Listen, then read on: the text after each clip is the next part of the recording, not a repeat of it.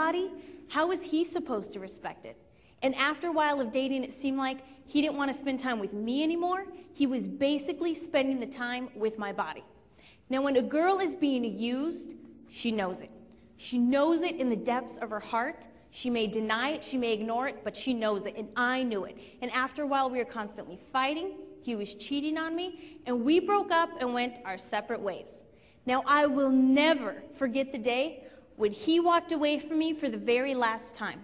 And as he walked away from me, all I could think about was that guy's taking something with him that never belonged to him in the first place. But I can't get it back, right? What's the point? It's already gone.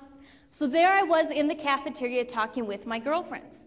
And I came to this conclusion, okay, if a guy can date me for about 6 months without sleeping with me, then he must love me. Then I'll sleep with him. And I think now 6 months, 6 months is the price that I put on my body.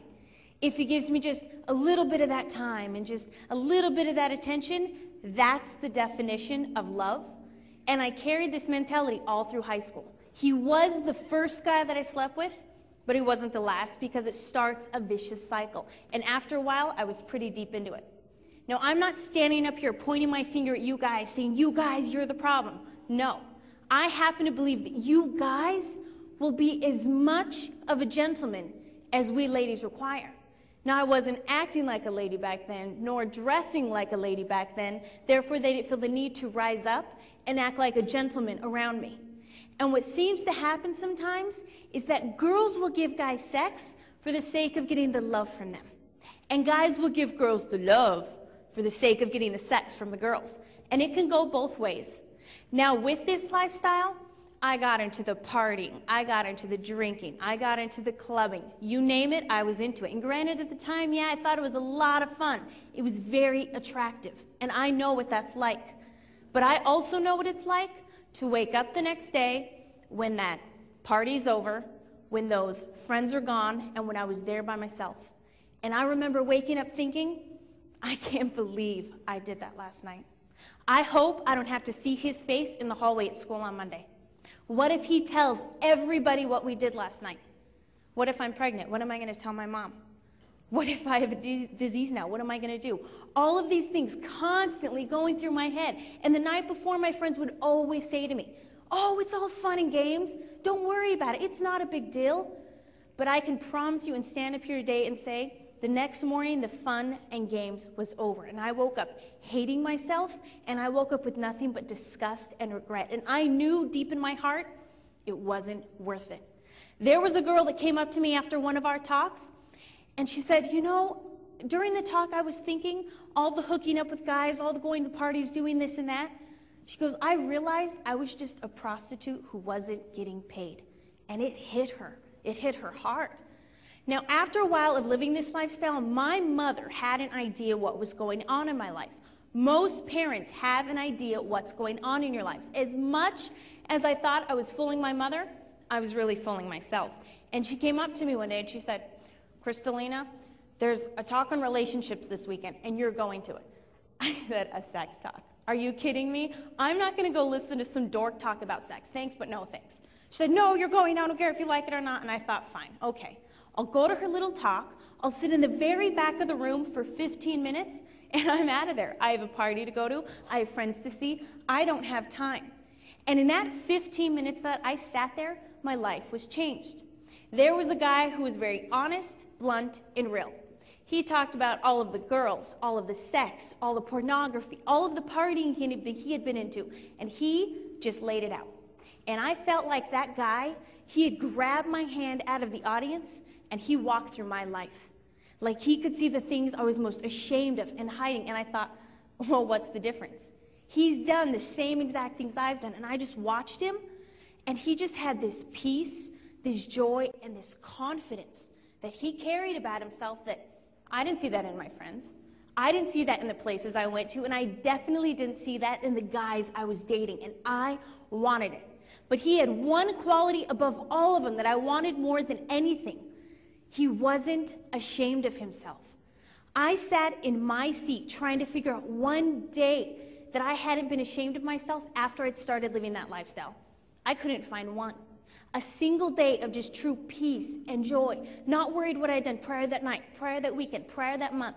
Never any peace, always worried. And I realized in that moment, I needed to get my standards out of the gutter and raise them as high as I possibly could, and I needed to start respecting my body for once. And I went home that night and I wrote down every single thing that I had done, which was a lot and it was very overwhelming. Then I wrote down everything this guy had said to me, and I put it in an envelope and I hid it in my bedroom. Because I knew that weekend that temptation was gonna be there. And I can promise each and every one of you, those temptations will always be there. But God always promises a way out. And in a sense, that letter was mine. And sure enough, that weekend, there was that party, there were my friends, there were those guys, and I ran to that letter.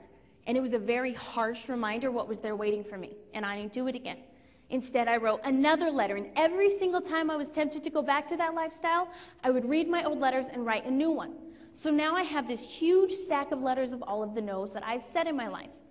Now, Jason here has waited 27 years for his future bride. In 2 weeks, we're getting married. I can't stand up here and say, on those Friday nights, on those weekends I was out partying with my friends, I held myself back for love of him. That I was respecting my body for love of my future husband, because I wasn't, and that's a lie. And I can stand up here and I can look in your eyes, all of your eyes. But every day for the rest of my natural life, I will look into those eyes. And it tears me up that I allowed someone to rob him of a gift that was meant solely for him and no other. Now, Jason knows everything I've done in my past. He knows it all and he accepts it all. But he loves me for the person that I've become, and that's what matters most. But when I turned my life around, a lot of my friends, they didn't get it. They thought it was some big joke. They just constantly made fun of me. They're like, well, what are you, a prude now? What are you too good for us? What's your problem? They just couldn't get it. And they were just constantly making fun of me. And I went home one day and I told someone what was going on.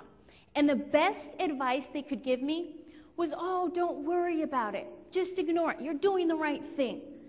Well, I tell you today, if anyone makes fun of you for living out a lifestyle of chastity, of purity, of respecting your body, and you get made fun of for that, you remember it. You remember every single word they say to you. Go home, make a book of it, write it all down. Because when you stand in front of your bride or in front of your husband on your wedding day, you tell me, where is the laughter? Where is the mockery? Who is going to be making fun of you then? Nobody. There will be complete silence in that place on that day. And any of those people that made fun of you would pay $1 million to be in your shoes.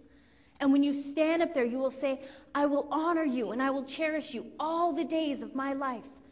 Well, today's a day of my life, and today right now is a day of your lives. So keep that in mind and take it to heart, because your lives are going to be so much more than these 4 walls in this high school, and it's going to go way and far beyond that. For those of you in the audience that are virgins, I have the utmost respect for you. And I think that is just awesome. And don't ever be ashamed of that, but be proud of that.